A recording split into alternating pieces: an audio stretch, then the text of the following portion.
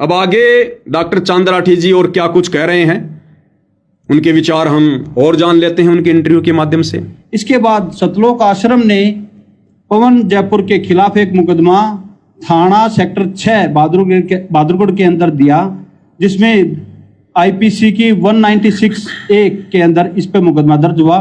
196(a) कहता है कि धार्मिक भावनाएं भड़काना, जो इन्होंने भगवान परशुराम के विषय में बोला, उसके खिलाफ इसका मुकदमा दर्ज हुआ।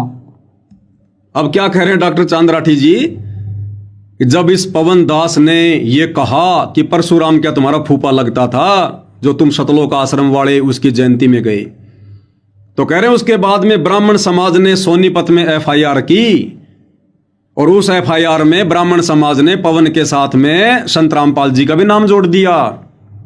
तो हम लोगों ने संत रामपाल जी का नाम उस एफआईआर से बाहर निकलवाने के लिए उन ब्राह्मण समाज के लोगों को समझाया और हमने वो मुकदमा होने से बचाया। लेकिन फिर हम सतलोक आश्रम वालों ने बहादुरगढ़ में उस पवन दास के खिलाफ धार्मिक भावना भड़काने को लेकर जो उसने परशुराम के विषय में कहा, हमने यानी सतलोक आश्रम वालों ने मुकदमा करवाया। यानी इस चांद राठी ने मुझ पवन दास के खिलाफ, जो मैंने परशुराम के लिए कहा था कि परशुराम क्या तुम्हारा फूफा लगता है, तो ये डॉक्टर चांद राठी ये ब्राह्मण समाज से नहीं है, ये जाट समाज से है। ये कह रहा कि हमारी भावनाओं को पवन ने भड़काया, हमारी भावनाओं को ठेस पहुंच गई। इस पवन दास ने ऐसा क्यों कहा भगवान परशुराम के लिए? तो फिर हम सतलोक आश्रम वालों ने पवन दास के खिलाफ बहादुरगढ़ में धार्मिक भावना भड़काने वाला मुकदमा दायर किया। बड़ा खुश होके बता रहा है, जैसे बहुत बड़ा तीर मार लिया हो। अरे भैया कितने मुकदमे कराओगे? आज भी मैंने वही सच्चाई बताई है परशुराम के विषय में, उसके कर्मों के विषय में, जो सच्चाई सतगुरु रामपाल जी ने बताई है, इस पवित्र पुस्तक में लिख दी है। मैंने तो जो का त्यों बताया है, सतगुरु रामपाल जी की बातों को दोहराया है कि परशुराम कीने कर्म कमीने। तो कमीन कर्म करने वाला कौन होता है? कितने मुकदमे कराओगे भाई? कहां कहां तुम्हारी धार्मिक भावनाएं भड़केंगी? बड़ा खुश हो रहा है कि पवन दास के खिलाफ मुकदमा करके मैंने तीर मार लिया। ये तो अब भी भड़केंगे धार्मिक भावना। तो ये जो कबीर सागर के सरलार्थ का जो सतगुरु रामपाल जी ने लिखा है, ये पेज नंबर 596 जो तुम्हारी आंखों के सामने अभी है, जो दिखाया गया है, परशुराम के विषय में सच्चाई बताई गई है। उसको किसने मारा था, वर्तमान में कहां बैठा हुआ है, वो किस योनि में, क्या उसने कर्म और कुकर्म किए, तो धार्मिक भावना तो अभी भड़केगी भाई। अरे ब्राह्मण समाज के लोग अब कौन सा चुप बैठेंगे, अब तो और ज्यादा भड़केंगे और मुकदमे करवाएंगे मेरे पर, सतगुरु रामपाल जी पे। कहां कहां से सतगुरु रामपाल जी का नाम निकलवाओगे? अरे सच्चाई का साथ दो, सच्चाई का साथ। वो परमपिता परमात्मा सन 1994 से अकेला दुनिया की तोहमत झेल रहा है, दुनिया की गालियां खा रहा है, इस सच्चाई को ऊपर लाने के लिए, हमारे आत्म कल्याण के लिए। और हम गधे उनके इस प्रयास को ना समझकर चूहे की तरह बिल में दुबक कर बैठे हैं, मुकदमों से डर रहे हैं, जेल से डर रहे हैं, मौत से डर रहे हैं। अरे मौत तो सतगुरु ने लिख दी है। ये दुनिया की मौत लिखने वाला सतगुरु आज हमें मिल गया। उनकी मर्जी के बिना हमारी मौत लिख कौन देगा? फिर भी चूहे की तरह बिल में दुबक के बैठे हो तुम। तुम्हें डर लग रहा है, तुम्हें शर्म आ रही है सच्चाई बताने में। हुक्का पीने वालों का तुम समर्थन कर रहे हो, अपने गुरुजी के सत्संगों की तुम बेइज्जती कर रहे हो। महाभारत के भीष्म कर्ण और द्रोणाचार्य जैसी दुर्गति होगी, इतिहास दोहराया जाएगा। परमात्मा धरती पर है, नाक रगड़ रगड़ के माफी मांग लो परमपिता परमेश्वर जी से, अभी भी समय। ये दयालु परमात्मा है, अनदेखी कर देगा अगर जरा भी बात तुम्हारी समझ में आ रही है तो कह रहा धार्मिक भावना भड़काया पवन दास ने, और फिर मैंने मुकदमा करवाया। बड़ा तीर मार लिया भाई। ये भाई और बहनों, इनका ज्ञान आप लोगों के सामने आ रहा है। विचार कर लेना सतलोक आश्रमों से जुड़े हुए भक्तों, इन लोगों की कुसंगति को त्याग दो, सच्चाई को स्वीकार करो और सच्चाई पे चलो और सच्चाई कहो। अरे सतगुरु के बाद यदि कोई सच्चाई से परिचित होकर सच्चाई कह सकता है तो केवल उनका शिष्य, और शिष्य भी अगर चूहे की तरह बिल में छुपकर बैठ जाए डर के मारे, वो काहे का शिष्य? शिष्य ने तो शीश दे देना चाहिए अपने गुरुदेव भगवान के साथ कंधे से कंधा मिलाकर सच्चाई को ऊपर लाने के लिए। अब आगे सुनिए भाई और बहनों, चांद्राठी जी क्या कह रहे हैं। उसके बाद इस पवन दास ने कबीर जी की फोटो फाड़ी। पवन दास के साथ में और बहुत सारे हजारों लोगों ने सोशल मीडिया पर लाइव आकर कबीर जी की फोटो फाड़ी कि ये जो फोटो वाला कबीर है, दाढ़ी मूंछ वाला, ये नकली कबीर है, असली कबीर नहीं है।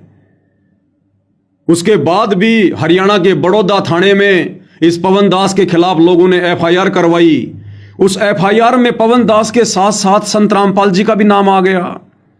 अब संत रामपाल जी का नाम आया तो मजबूरी में हमने उन लोगों के साथ में समझौता किया, संत रामपाल जी का नाम हटवाया, और फिर संत रामपाल जी का नाम हटा तो पवन दास का भी नाम हट गया। इनको बड़ा दुख हुआ। अरे अब भी फाड़ेंगे, पहले भी फाड़ी थी, आगे भी फाड़ेंगे, और पूरी दुनिया फाड़ेगी आने वाले समय में उस नकली फोटो को। जब असली कबीर मिल गया, सतगुरु रामपाल जी मिल गए, तो नकली कबीर की हमें क्या आवश्यकता।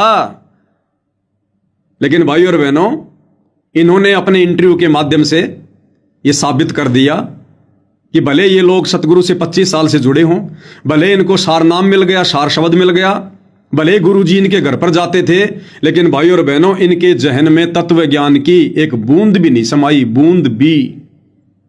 ये जो लोग आज भी उसी जगह खड़े हैं जहां पर ये सतगुरु रामपाल जी की शरण में आए थे, उसी चौराहे पर खड़े हैं। ये भ्रमणाओं के चौराहे पर, भ्रांतियों के चौराहों पर, अंधविश्वास के चौराहे पर। आगे क्या कह रहे हैं ये ध्यान से सुनिए, इनके प्रवचन काम आएंगे। पिछले दिनों इसने क्या किया कि फेसबुक पे लाइव आकर कबीर साहिब की फोटो को ये फाड़ता था और लोगों को प्रेरित करता था कि इस फोटो को फाड़ दो, ये जो कबीर है नकली कबीर है, जो ये प्रतिमा बनाई, जो ये फोटो बनाई, ये किसी आम व्यक्ति ने बनाई, तो ये असली कबीर नहीं है। तो हजारों लोगों के पास इसने मैसेज डाले। कुछ लोगों ने उस फोटो को फाड़ना शुरू कर दिया और फेसबुक लाइव पे आके, जिसके बाद रोहतक से कुछ आदमियों ने बड़ौदा थाने में एक एफआईआर दी कि जी संत रामपाल जी महाराज लोगों को उकसा रहे हैं कि मैं कबीर हूं, और जो ये नकली कबीर की फोटो लगा रखी इसको फाड़ दो, जबकि ऐसा कुछ नहीं था। संत रामपाल जी महाराज कहते कि कबीर भगवान है और सर्व सृष्टि के रचनहार हैं। इसके बाद ये मुकदमा हाई कोर्ट में गया, और हाई कोर्ट में जब हमने अपने सारे पक्ष रखे कि जी इस व्यक्ति का जो उद्देश्य है वो सिर्फ और सिर्फ हमारे मिशन को खतरा पहुंचाना है, उसको नष्ट करने के उद्देश्य से ये इस तरीके की हरकतें करता है, तो पुलिस प्रशासन को आदेश दिए गए कि इस पवन के खिलाफ एक एफआईआर दर्ज हो और संत रामपाल जी महाराज के खिलाफ कोई कार्रवाई ना करने के आदेश दिए गए। अरे कहां कहां एफआईआर कराओगे, कितने मुकदमे करवाओगे मेरे भाई? इतने मुकदमों का तो मुझे नहीं पता जो मेरे ऊपर चल रहे हैं। तो क्या कह रहा ये, पिछले दिनों इसने फेसबुक पर लाइव आकर अपने साथ संगति वाले भगत भाई बहनों के साथ मिलकर, और इसने कबीर साहिब जी की फोटो फाड़ी। उस फोटो को ये साहिब कह रहा है, साहिब। अभी मेरे हाथ में फोटो है नहीं दाढ़ी मूंछ वाली, मैं आपको दिखाता और उसको फाड़ के भी दिखाता भी आपको। लाइव आने से पहले मैंने सोचा था कि वो फोटो की मैं फोटो कॉपी निकालूं, लेकिन दिमाग से निकल गई, वरना अभी फाड़ता उसको, फिर से फाड़ता उसको। कह रहा कबीर साहिब की फोटो फाड़ी, जिस कारण से रोहतक के कुछ लोगों ने नाराज होकर रोहतक के बड़ौदा थाने में संत रामपाल जी और पवन के खिलाफ एफआईआर करवाई कि संत रामपाल जी इस पवन दास के माध्यम से अपने आप को कबीर साबित करवा रहे हैं, उकसा रहे हैं कि मैं कबीर हूं, मैं कबीर हूं। तो ये कह रहा कि फिर हम लोगों ने जाकर उनको समझाया थाने में कि जी ऐसी कोई बात नहीं है, ना तो सतगुरु रामपाल जी कोई कबीर जी हैं और ना संत रामपाल जी ने यह कहा कि मैं कबीर हूं, मैं कबीर हूं, मैं कबीर हूं। संत रामपाल जी तो ये कहते हैं कि कबीर साहिब परमात्मा है। ये है इनका ज्ञान चांद्राठी जी का, सतलोक आश्रम वालों का। अरे गुरु गोविंद दो नहीं भाई, जब तक दो समझोगे दो जग में जाई। गुरु को दो मानने वाला, गुरु के अलावा किसी और को कबीर भगवान मानने वाला नरक में जाता है, दो जग में। गुरु और गोविंद दो नहीं भाई, जब तक दो समझोगे नरक में जाई, दो जग में जाई। भाई और बहनों, क्या समझा इन्होंने, क्या सीखा इन लोगों ने, क्या सत्संग सुने होंगे इन्होंने। दुनिया का पानी निकालते निकालते मर जाएंगे ये लोग ऐसे ही, एक दिन अछूते रह जाएंगे परमात्मा की सत भक्ति से और मोक्ष से, जो कर्म वर्तमान में ये कर रहे हैं। क्या आवश्यकता थी इनको ये कर्म करने की। दुनिया अपने कर्मों का भोग भोग रही है, भोगने दो। दुखी होकर अपने हवा आ पाएगी सतगुरु की शरण में, फिर सतगुरु ने देखना उनका पानी निकालना है, उनका क्या करना है। ये अपनी भक्ति क्यों बर्बाद कर रहे हैं। अरे इस समर्थ सतगुरु ने, इस कबीर भगवान ने, सतगुरु रामपाल जी ने अपने एक भगत के लिए 7 कोस ऊपर पहाड़ पर पानी चढ़ा दिया। अपने एक भगत के लिए, उसका मुंह धोने के लिए। उसकी भक्ति में बाधा हो रही थी। वो रोजाना अपना नित्य कर्म करता था हाथ मुंह धोकर। एक दिन वो बीमार हो गया, उठा नहीं गया और पानी नहीं था ऊपर। आत्मा बड़ी दुख हुई कि भगवान आज तो नित्य कर्म भी नहीं कर पाऊंगा। उसके भक्ति भाव को देखकर कि देखो ये आत्मा नित्य नियम के लिए कितनी चिंतित है, भक्ति के लिए कितनी चिंतित है, कि भगवान आज पानी नहीं है, हाथ मुंह धोकर भक्ति नहीं कर पाऊंगा, मेरी भक्ति का नाश होगा। उस भगत की इस चिंता को देखकर जो भक्ति के प्रति थी, और इसी समर्थ सतगुरु रामपाल जी भगवान ने, इस कबीर परमात्मा ने, जो चारों युगों में लीला करता भिन्न भिन्न रूप धारण करके इतनी भयंकर बारिश करी, इतनी भयंकर जो है वो बारिश की, पूरी सृष्टि को परमेश्वर ने डुबो दिया, नष्ट कर दिया। और 7 कोस ऊंचे पहाड़ पर वो भगत रहता था, परमात्मा ने वहां पानी चढ़ाया अपने एक भगत के लिए, उसकी भक्ति के लिए। और वर्तमान में ये सतलोक आश्रम वाले भगत, अरे ये जा जाकर लोगों का पानी निकालने के चक्कर में अपनी भक्ति बर्बाद कर रहे हैं। अरे उस समर्थ की शरण में लगाओ इनको, ज्ञान गंगा देकर, सत्संग सुनाकर, कि भैया तुम्हारे तो न जाने कितने कर्म बिगड़े हुए हैं। अभी तो एक छोटी सी समस्या आई है, कल को ना जाने कितनी बड़ी बड़ी बाढ़ आएगी, भूकंप आएगा, सूखा पड़ेगा, अकाल पड़ेगा, महामारियां आएंगी, युद्ध होंगे, गृह युद्ध होंगे। तुम्हारे कितने कर्म बिगड़े हुए हैं, सैकड़ों घटनाएं घटेंगी तुम्हारे साथ में। हम तुम्हें क्यों बचाएं और कहां कहां तक बचाएंगे। जैसे हमने सतगुरु की शरण प्राप्त कर रखी है, ऐसे तुम भी सतगुरु की शरण प्राप्त करो, फिर आगे काम सतगुरु का है, तुम्हारा पानी निकालेगा या फिर वो चढ़ाएगा। तो भाई और बहनों, एक भगत के लिए परमात्मा ने 7 कोस ऊंचे पहाड़ पर पानी चढ़ा दिया। अगर इन गांव वालों के पास में भक्ति होती, इनके अच्छे कर्म होते, तो क्या भगवान इनका पानी नहीं निकाल देता। लेकिन ये बीच में एंट्री मार दी इन सतलोक आश्रम वालों ने, एंट्री मार दी तो अपनी भक्ति दे रहे हैं। ये इन गांव वालों को अपनी भक्ति दे रहे हैं, काल इन भक्तों की भक्ति छीन रहा है। तो डॉक्टर चांद राठी जी कह रहे हैं कि उन लोगों ने कहा कि भाई संत रामपाल जी तो लोगों को उकसा रहे हैं फोटो फड़वा कर कबीर जी की, कि मैं ही कबीर हूं, मैं ही कबीर हूं, और मुकदमा दर्ज कर दिया। फिर चांद राठी ने जाकर उनको समझाया कि भाई संत रामपाल जी भगवान नहीं है, संत रामपाल जी कबीर नहीं है। वो तो खुद कहते हैं कि कबीर भगवान है, कबीर भगवान है। हो गया साबित, गुरु मानुष कर जानते वो नर कहिए अंध, वह दुखी संसार में आगे काल के फंद। अब भैया हम सत्सेवक भाई बहन सीना ठोक के कह सकते हैं कि हमारे सतगुरु रामपाल जी कबीर भगवान हैं, और ये बात खुद सतगुरु रामपाल जी कहते हैं।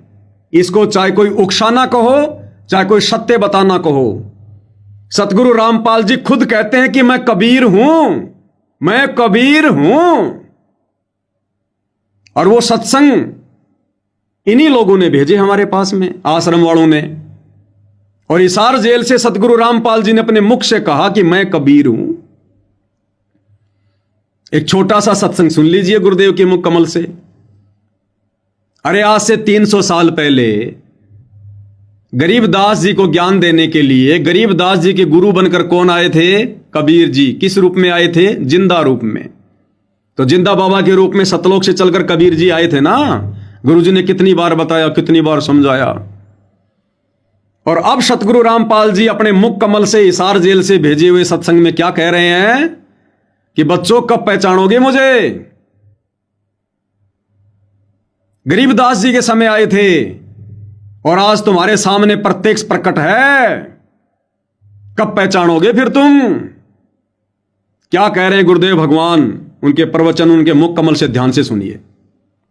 तो क्या बताते हैं? उत्तर दक्षिण पूर्व पश्चिम फिरता दाने दाने लो, और सर्व कला सतगुरु साहिब की, हरि आए हरियाणे। गरीबदास जी के समय आए तेरी बारे भाई प्रगट सामने थारे, पहचाने जात पहचान लियो। गरीबदास जी के समय आए तेरी बारे भाई प्रगट सामने थारे, पहचाने जात पहचान लियो। गरीबदास जी के समय आए तेरी बारे भाई प्रगट सामने थारे, पहचाने जात पहचान लियो। गरीबदास जी के समय आए और ई बारे भाई थारे सामने प्रत्यक्ष प्रकट, पिछाने जाए तो पिछान लियो। तो गरीबदास जी के समय कौन आए थे? कबीर जी। और कह रहे भाई ई बारे थारे सामने प्रत्यक्ष प्रकट। तो वर्तमान में हमारे सामने प्रत्यक्ष प्रकट कौन है? सतगुरु रामपाल जी। तो कौन हुए सतगुरु रामपाल जी? कबीर जी। तो सतगुरु रामपाल जी खुद कह रहे हैं कि मैं कबीर हूं, आई एम गॉड। सीना ठोक के कह रहे हैं, वो ताल ठोक के कह रहे हैं। और हम सत्सेवक कह रहे हैं। इसको चाहे कोई उकसाना समझो, चाहे कोई भड़काना समझो, चाहे कोई सच्चाई समझो। तो चांद राठी जी, आप जी किस मुंह से कह रहे हो कि संत रामपाल जी ने तो कभी नहीं कहा कि मैं कबीर हूं? ये सत्संग विशेष संदेश नंबर 75 आप आश्रम वालों ने भेजे भाई। किस मुंह से छुपाओगे? सच्चाई को कितना दबाओगे? खुद कह रहे हैं सतगुरु रामपाल जी कि मैं कबीर हूं। और गरीबदास जी के समय आए और ई बारे भाई थारे सामने प्रकट, पहचान सको तो पहचान लो। अब भाई जो उनकी विशेष आत्मा है उन्होंने तो पहचान लिया, और मंद बुद्धियों का तो भाई कहीं ठिकाना नहीं होगा कहीं भी।